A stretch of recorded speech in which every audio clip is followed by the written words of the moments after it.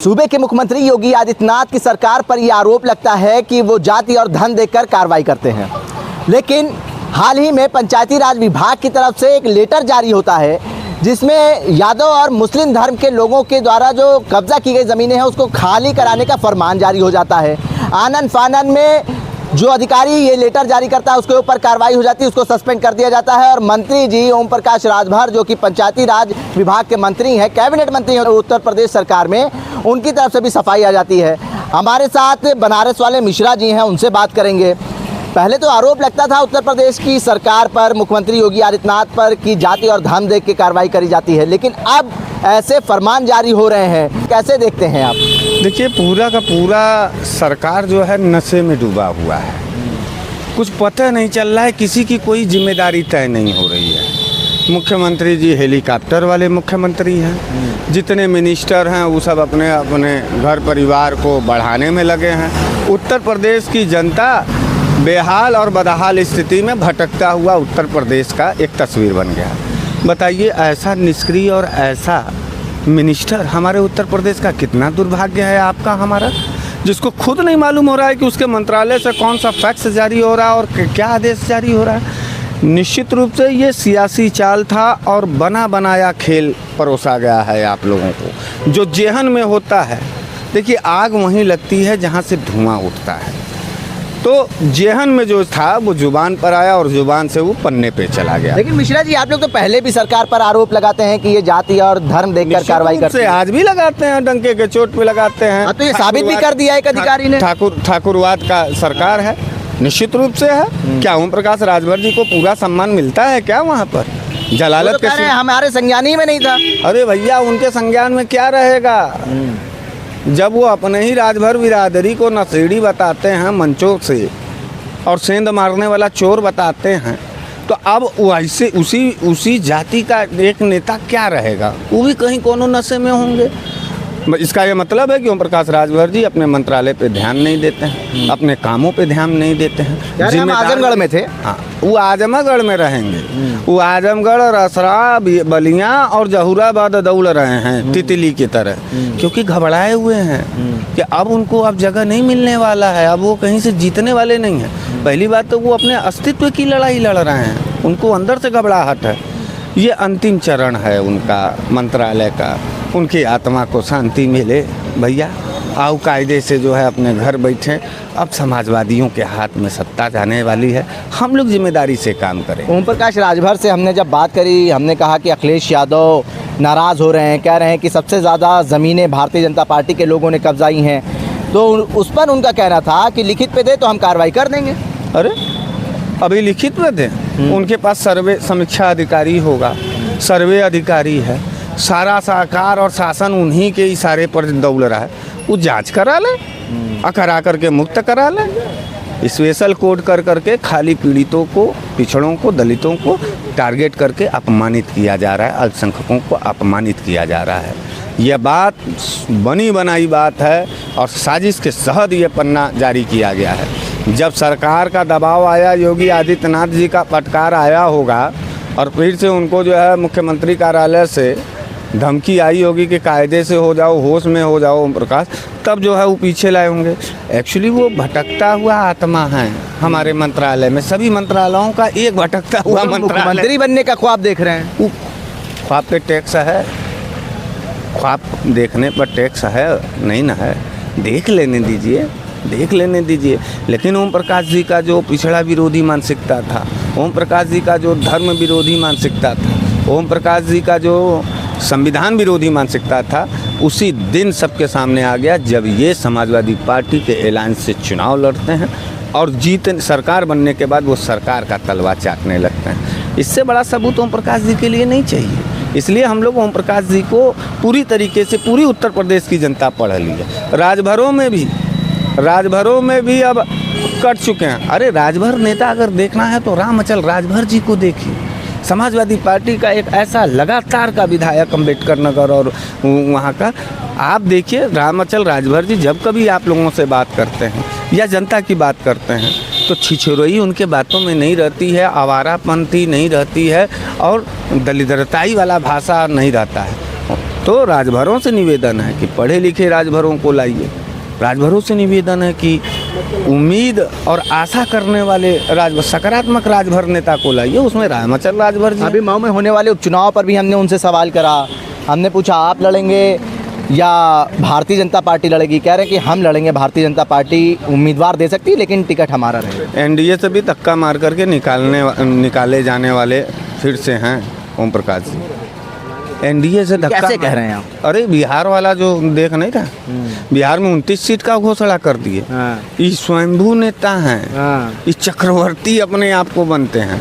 NDA से मेरा ये भविष्यवाणी आपके चैनल पर है कि बहुत जल्द 6 महीने के अंदर धक्के मार करके इनको फिर से एनडीए के लाइन से बाहर निकाला जाएगा। अगर आएंगे तो एक्सेप्ट करेंगे आप?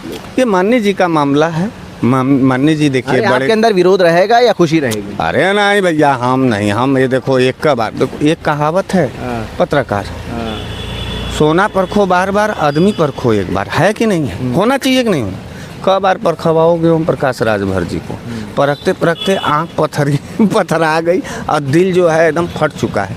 अब नहीं परखना है ओम प्रकाश जी को, अब परखना है तो समाजवादी पार्टी के राजभरों को परखना है। राजभरों को मुख्य धारा में लाने का जो मुहिम है समाजवादी पार्टी का, उसके लिए हम लोग को काम करना है। पिछड़ों में सबसे अति पिछड़ा जाति राजभर है, आज भी वो उसको मुख्य धारा में ओम प्रकाश राजभर जी नहीं जोड़ पाए। आपने कहा ठाकुरवाद का बोलबाला है, ठाकुरवाद हावी है। आपने देखा करणी सेना ने रामजी लाल सुमन के साथ क्या किया, उनके घर पर चढ़ के हमला करा, आगरा में प्रदर्शन करा, हथियार साथ में लिए हुए थे, नंगी तलवारें लहराई, अखिलेश यादव को जान से मारने की धमकी दी, ओम प्रकाश राजभर को भी जान से मारने की धमकी दी, आज स्वामी प्रसाद मौर्य को झापड़ तक मार दिया। हमने करणी सेना का नाम क्या बोला था? करणी सेना का नाम कुकर्मी सेना है और रहेगा। कुकर्म के गर्भ से निकला हुआ जो सोच है, वही एक्टिविटी जो है करणी सेना का है। देश के विपक्ष के नेताओं को ठाकुरों ने मारना शुरू किया है और मैं देश के विपक्ष के तमाम पिछड़े दलित अल्पसंख्यकों से ये मैं कहना चाहता हूँ कि स्वाभिमान नाम की चीज़ होता है, सम्मान नाम का चीज़ होता है। मुट्ठी बांधिए और निकलिए सड़कों पर। और इनको बहुत ऐठन है। कहाँ से इतना मनोबल मिल रहा है करणी सेना? बहुत इनको ऐठन है। इस देश में जब जाति जनगणना होगी साथी, तो पिछड़ा दलित अल्पसंख्यक 70% के लगभग है। ये मुट्ठी भर चंद लोग जो सामंतवाद के कोख से निकले हैं और पिछड़ों दलितों का अतड़ियों से खून हजारों साल से पिए हैं, इनके खिलाफ मुहिम बांधना पड़ेगा और कोई राजनीतिक दल नहीं करेगा, खुद से आपको सड़कों पर आना होगा। सीधा सा सवाल ये है, करणी सेना को इतना मनोबल कहाँ से मिल रहा है? आप लोग आरोप लगाते हैं योगी आदित्यनाथ के जाति से मिलता है और योगी आदित्यनाथ के सिलेंडर अवस्था से मिलता है। योगी आदित्यनाथ जी को फ्रंट फुट पर आकर के यह कहना चाहिए था कि हमारे प्रदेश में जातिवाद खत्म अगर हमको करना है तो सबसे पहले आपको अगर दूसरे को राय देना होगा ना पत्रकार भैया, तो पहले अपने अंदर बदलाव लाना होगा। तो कपड़े पहले अपना साफ करिए, फिर बाद में दूसरे के कपड़े को गंदा कहिए। इसलिए योगी आदित्यनाथ जी से हम कहना चाहते हैं कि सबसे पहला कार्रवाई आप पहले अपने जाति के लोगों पे करिए, तो वहाँ नहीं करते हैं। इसलिए करणी सेना का मन बढ़ा हुआ है। वो लगातार पीडीए के लोगों के ऊपर हाथ चला रहे हैं और अब उनको मार रहे हैं। इसका यह मतलब है कि उनको खुली छूट है, सरकारी छूट है। तो इसका जवाब कैसे देंगे? इसका जवाब हम पीडीए के लोग दे रहे हैं। मारे गए हैं, भरता बना दिया है वहाँ के लोगों ने। हमारे के यहाँ भी आए थे, 16 टाका लगा है, हम ही जेल गए। क्यों गए जेल? क्योंकि वो पीटे गए थे। तो घर पर तमाम कुत्ते भौंकने आते हैं, तो क्या आप करते हैं जब डिस्टर्ब होते हैं? निकाल के लाठी दोहरना शुरू करते हैं, पैं पैं पैं करते हुए भागता है कि नहीं पहुँच? करणी सेना कुत्ता कह रहे हैं, हर जगह तो भाग रहा है, हर जगह तो भाग रहा है। डर नहीं लगता है? कुकुर सेना कह रहे हैं, कुत्ता कह रहे हैं करणी सेना के लोग। वो हमको मारेगा, हम उसका अर्थी उतारे हैं, यही तुम बताना चाहते हो? कितनी बार मारोगे? कितने बड़े गुंडे हो? गोली जब से तक तुमको हत्यारा नहीं बनवा देंगे तब से तक इधर भी नहीं मानेंगे। मारो, गोली चलाओ। अब अंतिम यही बचा है। आए थे हमला करने, लात खा के गए भी। वही ना लात खाया है कि हम लोग लात खाए हैं? पुलिस हमको जेल भेजी, उन लोगों को नहीं भेजी थी। इसका यह तर्क है कि जब जब घरों पे चढ़ोगे तब तक मारोगे। बनारस वाले मिश्रा जी ने इस बात को साबित किया है कि डरना इस प्रदेश में मना है, स्वाभिमान को लेकर के, सम्मान को लेकर के। हम नहीं डरेंगे, लड़ेंगे और लड़ते रह जाएंगे। स्वामी प्रसाद मौर्य जी को, उनको भले वो विपक्ष के नेता हों, पीडीए के नेता हैं और पिछड़े नेता हैं, मैं स्वामी प्रसाद मौर्य जी के सुरक्षा को लेकर के चिंतित हूँ।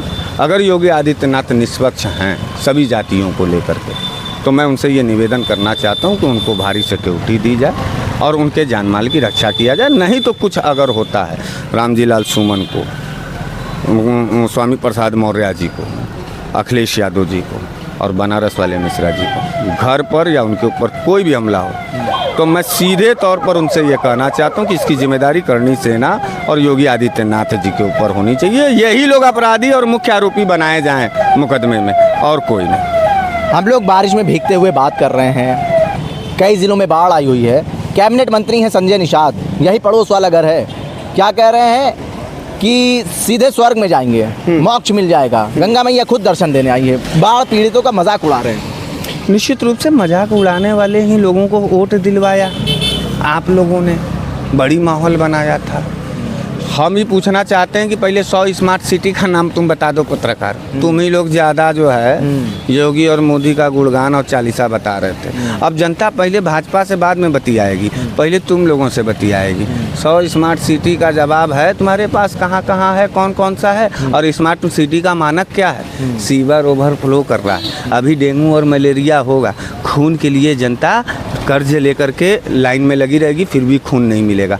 तुम दे दोगे ज़िंदगी या योगी आदित्यनाथ या भाजपा के सरकार के लोग दे देंगे? यही सवाल जब पूछा जाता है तो सिर्फ सरकार से लेकर के और आप लोग तिलमिला जाते हो। इसलिए संजय निषाद जी को मैं ये कहना चाहूँगा, खुद निषाद हैं, गंगा पुत्र हैं, पहला उस कड़ी में, स्वर्ग जाने के कड़ी में पहला संजय निषाद जी जल समाधि ले लें, उसके बाद तमाम लोग जो है उनके पीछे पीछे चलेंगे।